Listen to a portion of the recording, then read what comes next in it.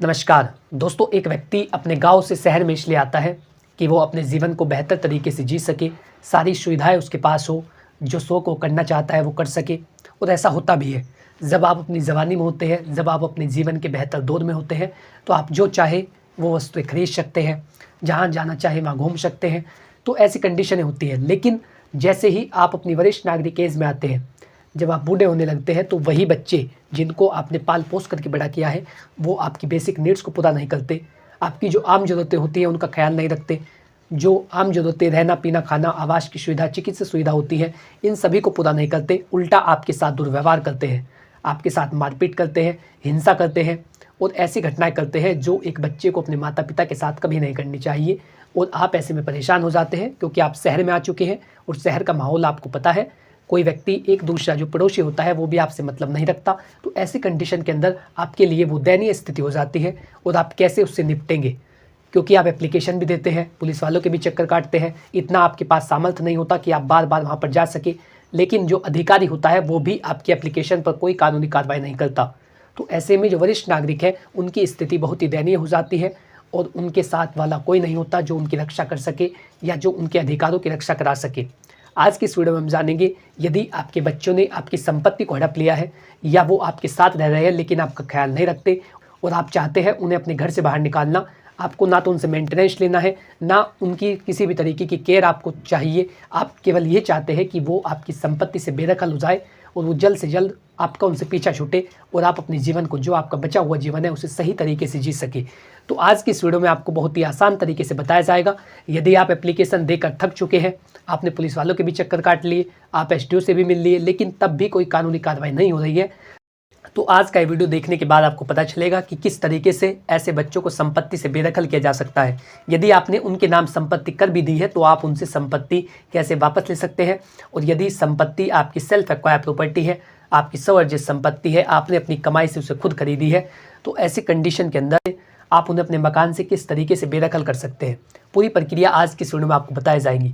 मेरा आपसे अनुरोध है कि यदि आप चैनल पर पहली बार आए हैं तो आज ही हमारे यूट्यूब चैनल कानूनी बातें को सब्सक्राइब कर ले, ताकि इसी प्रकार की महत्वपूर्ण जानकारी, लीगल नॉलेज, आपके कानूनी अधिकार आप तक पहुंच सके।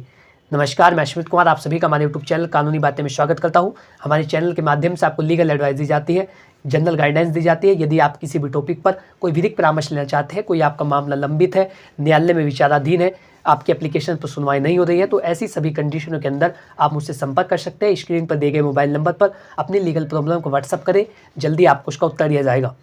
दोस्तों, आपकी सुरक्षा के लिए वरिष्ठ नागरिक अधिनियम बनाया गया है। ये जो सीनियर सिटीजन एक्ट है, ये आपके लिए ब्रह्मास्त्र के रूप में कार्य करता है यदि आप इसे प्रयोग करना जानते हैं। सीनियर सिटीजन एक्ट 2007 में बनाया गया, जिसका उद्देश्य है ऐसे वरिष्ठ नागरिकों की रक्षा कराना जिनको उनके बच्चों के द्वारा परेशान किया जाता है या उनको प्रताड़ित किया जाता है।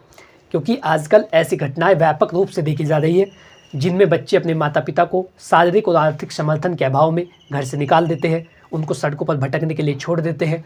उनसे उन्हीं की संपत्ति जो उन्होंने अपने जीवन भर की कमाई से इकट्ठा की है वो उनसे छीन लेते हैं, उनसे हड़प कर लेते हैं, अपने नाम करा लेते हैं। उसके बाद उनकी संपत्ति से उनको बाहर निकाल देते हैं, उन्हें सड़कों पर भटकने के लिए छोड़ देते हैं। ऐसी स्थिति के अंदर जो वरिष्ठ नागरिक अधिनियम है वो सबसे ज़्यादा आपकी हेल्प करता है यदि आप इसके प्रावधानों को सही तरीके से जानते हैं। इसके 3 मुख्य प्रावधान हैं। आप किस तरीके से बेदखल कर सकते हैं वो भी बात आपको मैं इस वीडियो में आगे बताने वाला हूं। सबसे पहले आप वरिष्ठ नागरिक अधिनियम के 3 महत्वपूर्ण प्रावधान जानिए जो आपके लिए बहुत ही महत्वपूर्ण होते हैं। सबसे पहले होता है मेंटेनेंस लेने का अधिकार। जो कोई भी व्यक्ति वरिष्ठ नागरिक है, वरिष्ठ नागरिक अधिनियम में एक सीनियर सिटीजन की जो एज है वो 60 वर्ष होनी चाहिए। 60 वर्ष से अधिक व्यक्ति को 60 वर्ष की उम्र से अधिक वाले व्यक्ति को वरिष्ठ नागरिक कहा जाता है। तो यदि आप वरिष्ठ नागरिक है तो ऐसे में आपके पास मेंटेनेंस लेने का अधिकार होता है। सीनियर सिटीजन एक्ट इस बात का प्रावधान करता है, यदि किसी भी वरिष्ठ नागरिक की बेसिक नीड्स को पूरा नहीं किया जा रहा है, जो उसकी आम ज़रूरतें हैं, रहना पीना खाना आवास की सुविधा चिकित्सा सुविधा दवाइयों का खर्चा आने जाने का खर्चा, जो कोई भी एक व्यक्ति की आम ज़रूरतें होती है, यदि उनको आपके बच्चों के द्वारा पूरा नहीं किया जा रहा है तो ऐसे में आपके पास ये अधिकार होता है कि आप उनसे मेंटेनेंस ले सकते हैं। अपनी बेसिक नीड्स को पूरी कराने के लिए, अपने जिंदा रहने के लिए जो ज़रूरत की चीज़ें हैं उनको खरीदने के लिए, आने जाने के लिए, खाने पीने के लिए आप उनसे मेंटेनेंस की डिमांड कर सकते हैं। और ये जो मेंटेनेंस है वो सीनियर सिटीजन एक्ट के द्वारा दिलाया जाता है। इस बारे में सुप्रीम कोर्ट ने एक जजमेंट भी दिया था कि आप अधिकतम 10,000 रुपये का जो मेंटेनेंस है वो अपने बच्चों से ले सकते हैं यदि उनकी जो स्थिति है वो सही होती है। यदि उनकी स्थिति सही नहीं है या वो थोड़ा कम कमाते हैं तो उसी के अनुरूप जो मेंटेनेंस है वो तय किया जाता है, लेकिन ये तय है कि आपको मेंटेनेंस दिलाया जाएगा। वरिष्ठ नागरिक अधिनियम इस बात का प्रावधान करता है। यदि वो आपको मेंटेनेंस नहीं देते तो ऐसे में उन्हें जेल हो सकती है। कई बार ऐसा होता है, कोर्ट का आदेश भी आ चुका है। एसडीओ साहब ने, जो एसडीएम साहब की कोर्ट होती है, उन्होंने ये आदेश कर दिया है कि बच्चे आपको मेंटेन करेगा, इतनी तिथि को वो इतना मेंटेनेंस आपको देगा। लेकिन यदि उसके बाद भी वो मेंटेन नहीं करता तो ऐसे में उस व्यक्ति को जेल हो सकती है। तो यदि आप जानना चाहते हैं कि मेंटेनेंस किस तरीके से लिया जा सकता है तो इसके लिए मैंने ऑलरेडी वीडियो बना रखी है, आप उसे जा करके पूरा प्रोसेस जान सकते हैं। दूसरा वरिष्ठ नागरिक अधिनियम का महत्वपूर्ण प्रावधान होता है अपने द्वारा दी गई संपत्ति को वापस ले सकना। ऐसी घटनाएं काफ़ी ज़्यादा देखी जाती है जिसमें एक जो वरिष्ठ नागरिक होता है वो तो इस एवज में ये सोचकर कि बच्चे के पास संपत्ति रहेगी, संपत्ति को लेकर के कोई विवाद नहीं होगा, क्योंकि आपको पता है सिविल कोर्ट भरे पड़े हैं जिनमें ज़मीन से संबंधित मामले लंबित हैं और व्यक्ति अपनी पूरी ज़िंदगी कोर्ट कचहरी के चक्कर लगाता फिरता है।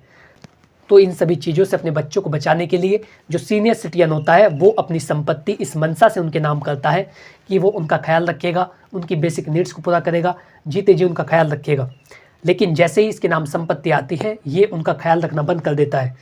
तो यदि आपके साथ ऐसा कुछ हुआ है, आपने अपने उत्तराधिकारी के नाम, अपने बेटे या बेटी या अन्य किसी भी व्यक्ति के नाम संपत्ति को दान में दिया, संपत्ति को ट्रांसफ़र किया, लेकिन उसके बाद से ही वो आपके साथ दुर्व्यवहार कर रहा है, तो ऐसे स्थिति के अंदर आप section 23 of senior citizen act के मुताबिक अपने द्वारा दी गई संपत्ति को वापस ले सकते हैं। ये भी आपका एक महत्वपूर्ण अधिकार होता है।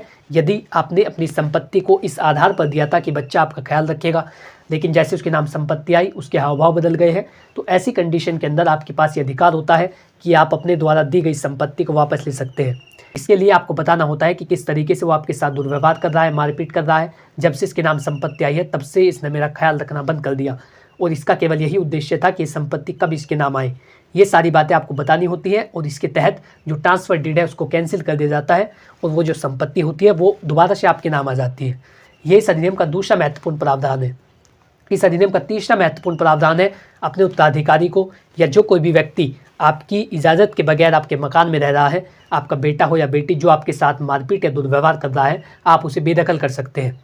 वरिष्ठ नागरिक अधिनियम के तहत एक वरिष्ठ नागरिक के पास ये अधिकार होता है यदि किसी भी बच्चे के द्वारा या उत्तराधिकारी के द्वारा उनको किसी भी तरीके से परेशान या प्रताड़ित किया जा रहा है, हिंसक व्यवहार किया जा रहा है, मारपीट की जा रही है, गाली गलौज की जा रही है, ऐसी सभी स्थितियों के अंदर वो उन्हें अपनी संपत्ति से बेदखल कर सकते हैं, उन्हें उस मकान से निकलवा सकते हैं। इसके लिए आपको सबसे पहले क्या करना होगा? सबसे पहले ऐसा करने के लिए आपको एसडीओ के पास जाना होता है, जो सब डिविजनल ऑफिसर होता है उसके पास आपको जाना होता है। एक एप्लीकेशन आपको देनी होती है, उसमें आप इन सभी बातों को लिखते हैं कि किस तरीके से आपके साथ मारपीट की जा रही है, दुर्व्यवहार किया जा रहा है और आप चाहते हैं उन्हें वहाँ से बेदखल करना। लेकिन कई बार आप एप्लीकेशन को इस तरीके से लिखवाते हैं कि अधिकारी उस पर कोई कानूनी कार्रवाई करने के लिए मजबूर नहीं होता। आप किसी ऐसे व्यक्ति के पास एप्लीकेशन लिखवाने के लिए जाते हैं जो उनमें इन बातों को मेंशन ही नहीं करता, जिससे कि एक अधिकारी आपकी एप्लीकेशन पर कार्रवाई करने के लिए मजबूर हो जाए। ऐसी कई सारी घटनाएं आती हैं। तो आपको जब भी एप्लीकेशन लिखनी है तो उनमें किन बातों को मेंशन करना अनिवार्य होता है। सबसे पहले जब भी आप एप्लीकेशन एसडीओ के पास देंगे उसमें अपना नाम, अपना पूरा पता विस्तार से लिखेंगे, जिससे ये पता हो कि ये एप्लीकेशन किसकी तरफ से आई है। आप एक वरिष्ठ नागरिक है इस बात का भी प्रमाण देंगे, क्योंकि ये जो अधिनियम है जिसके तहत कार्रवाई की जानी है, क्योंकि ये जो अधिनियम है जिसके तहत कानूनी कार्रवाई की जानी है, उसकी एक शर्त है कि व्यक्ति वरिष्ठ नागरिक होना चाहिए। तो जब भी आप एप्लीकेशन को लिखते हैं अपना नाम व पूरा पता, अपने पिता का नाम लिखिए और उसके साथ ही ये भी बताइए कि आप एक वरिष्ठ नागरिक है, आपकी एज कितनी है। आपको वरिष्ठ नागरिक होने का भी प्रमाण देना होता है। और दी जा रही एप्लीकेशन में आपको दूसरी बातें लिखनी होती है। जो विपक्षी है, आपका बेटा है या बेटी है, उसका पूरा विवरण लिखना होता है। उसका नाम, पता, वो कहाँ पर रहता था, अब आपके पास रहने लगा है, अवैध कब्जा कर रखा है, ये सारी बातें आपको लिखनी होती है। तीसरा आपको लिखना है मारपीट और किए जा रहे दुर्व्यवहार या हिंसक व्यवहार के लिए जो स्पेसिफिक रीज़न हो या कब कब आपके साथ ऐसा किया गया। क्योंकि ज़्यादातर एप्लीकेशन में देखता हूँ वो लोग ऐसे लिखवाते हैं कि आपके साथ मारपीट की जा रही है। कानून में केवल इतना बता देना कि आपके साथ मारपीट या दुर्व्यवहार किया जा रहा है, यही काफ़ी नहीं होता। आपको बताना होता है कि कितने दिनांक को, किस समय, किसके सामने आपके साथ मारपीट की गई। ये सारी बातें आपको बतानी होती है। आपके साथ कब दुर्व्यवहार किया गया, कितने समय से किया जा रहा है, उसकी मुख्य डेट क्या थी, कितने दिनांक को आपके साथ ऐसा किया गया। जब आपके साथ ये घटना की गई वो क्या समय था, ये सारी बातें आपको लिखनी होती है, स्पेसिफिक रूप से लिखनी होती है। ऐसा नहीं कि आप केवल ये बता दें कि आपके साथ दुर्व्यवहार किया जा रहा है। ऐसी एप्लीकेशनों पर ज़्यादातर कोई कानूनी कार्रवाई नहीं की जाती। आपको स्पष्ट रूप से ये बताना होता है कि आपकी स्थिति दयनीय हो चुकी है, आप चिंताजनक स्थिति में हैं, आपके जीवन को खतरा है, आप अपने जीवन के अंतिम दौर से गुजर रहे हैं, लेकिन आपके बच्चे आपको प्रताड़ित कर रहे हैं, दुर्व्यवहार कर रहे हैं। ये सारी बातें आपको लिखनी होती है। इसके साथ ही जो भी आपकी मांग हो आपको वो लिखनी होती है। या तो आप मेंटेनेंस लेना चाहते हैं या आप उन्हें संपत्ति से बेदखल करना चाहते हैं। कई बार वरिष्ठ नागरिक ऐसा सोचते हैं कि उन्हें किसी तरीके का मेंटेनेंस नहीं लेना है, वो उनसे किसी तरीके की कोई केयर नहीं चाहते, वो केवल ये चाहते हैं कि वो संपत्ति को खाली कर दे। तो आपको ये बात भी लिखनी होती है। आप उसमें बताइए कि मैं इनके द्वारा किए जा रहे प्रताड़ना से, इनके साथ किए जाने वाले हिंसक व्यवहार से अत्यंत दयनीय स्थिति में हूँ। आप अपनी पूरी स्थिति को मेंशन करिए, आपके साथ किस तरीके का दुर्व्यवहार उनके द्वारा किया जा रहा है, और फिर बताइए कि मैं केवल ये चाहता हूँ कि इन्हें बेदखल किया जाए, मुझे इनसे किसी तरीके की सहानुभूति की आवश्यकता नहीं है, क्योंकि ये कई सालों से या कितने वर्ष से मेरे साथ मारपीट कर रहे हैं, दुर्व्यवहार कर रहे हैं। ये सारी बातें आपको लिखनी होती है। चौथी बात आपको लिखना है संपत्ति का विवरण। आप जिस संपत्ति में रहते हैं, जिस संपत्ति से आप उसे बेदखल करना चाहते हैं, आपको उसका पूरा विवरण लिखना होता है। कई बार ऐसा होता है कि हम केवल कह देते हैं कि मेरी प्रॉपर्टी पर ये व्यक्ति अवैध कब्जा कर रखा है, लेकिन हम उसमें नहीं बताते कि वो प्रॉपर्टी कहाँ पर स्थित है, क्या उसका प्लॉट नंबर है, किस मौजे में स्थित है। तो आपको सारी बातें लिखनी होती है। आपको अपनी संपत्ति का पूरा विवरण देना होता है। सबसे पहले अपना नाम व अपना पता व अपने वरिष्ठ नागरिक होने का प्रमाण। दूसरी बात विपक्षी का स्पष्ट विवरण। तीसरा आपके साथ कब मारपीट की गई, कब दुर्व्यवहार किया गया, कब आपको प्रताड़ित किया गया, इसका स्पेसिफिक डेट व समय। ये सारी बातें आपको लिखनी होती है। चौथी बात जो मैंने आपको बताई, संपत्ति का विवरण। आपकी प्रॉपर्टी की क्या टाइटल चेन है, किस तरीके से वो प्रॉपर्टी आपके नाम आई है, आपकी उस अर्जित संपत्ति है, और जो आपका बेटा है, बेटी या अन्य कोई भी उत्तराधिकारी जो आपको परेशान कर रहा है, उसका कोई अधिकार उस संपत्ति में नहीं आता है, और वो केवल मुझे परेशान करने के लिए, मेरे साथ मारपीट करने के लिए वहाँ पर रुका हुआ है, और उसका केवल ये उद्देश्य है कि वो संपत्ति मैं उसके नाम कर दूँ। तो ये सारी बातें आपको लिखनी होती है। इसके साथ ही जो सबसे महत्वपूर्ण होता है वो होता है इसके लिए सबूत इकट्ठा करना। तो आप क्या क्या सबूत लगा सकते हैं? सबसे पहले तो जो आसपास के लोग होते हैं, कोई गवाह आपका हो जो ये बता सकता हो कि आपके साथ ऐसी घटनाएं की जा रही है। दूसरी स्थिति हो सकती है कोई फ़ोटो आपके पास हो जो इस बात का प्रमाण हो कि आपके साथ हिंसा की गई, आपके साथ मारपीट की गई, दुर्व्यवहार किया गया, आपको चोट पहुंचाई गई। तो आप फोटोग्राफ भी वहां पर लगा सकते हैं। यदि कोई सीसीटीवी फ़ोटोज़ हो तो आप वो भी लगा सकते हैं, या आपके पास वीडियो रिकॉर्डिंग हो। इसके साथ ही यदि आपके साथ मारपीट की गई और आपने मेडिकल कराया तो वो मेडिकल भी आप उसके साथ लगा सकते हैं। ये सारी बातें आपको वहाँ पर लिखनी होती है। इसके साथ ही यदि आप किसी रोग से पीड़ित है तो उसका जो उपचार है उसके कागजात भी आप, जो संबंधित दस्तावेज होते हैं, वो भी लगा सकते हैं। ये सारी बातें सबूत के तौर पर गिनी जाती हैं। तो आपको सबूत देने होते हैं।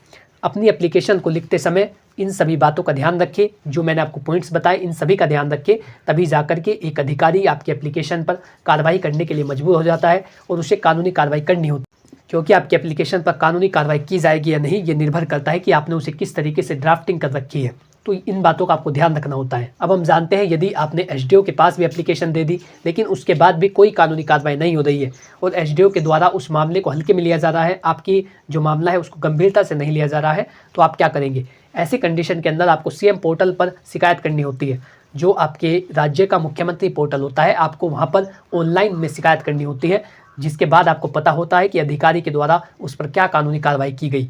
ऐसा नहीं कि जो सीएम साहब है वो आपका कब्जा हटाने के लिए आएंगे। आपको सीएम साहब के पास एप्लीकेशन लिखते समय ये लिखना होता है कि डीएम साहब को निर्देशित किया जाए, जो आपके एरिया के जो आपके क्षेत्र के जिलाधिकारी महोदय होते हैं, आप उनको निर्देशित कराने के लिए माननीय मुख्यमंत्री से ये निवेदन करते हैं कि जो जिलाधिकारी महोदय है उनको आदेशित किया जाए।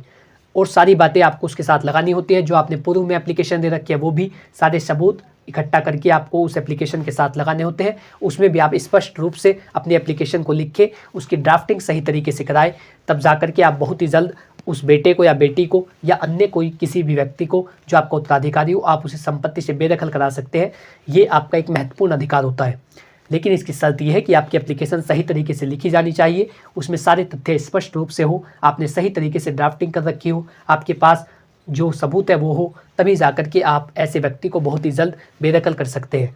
आशा करता हूँ कि जानकारी आपको अच्छी लगी होगी और आप लोग समझ पाए होंगे कि बेदखल कराने का पूरा प्रोसेस क्या है। इसके साथ ही सीनियर सिटीजन एक्ट किस तरीके से आपको प्रोटेक्ट करता है।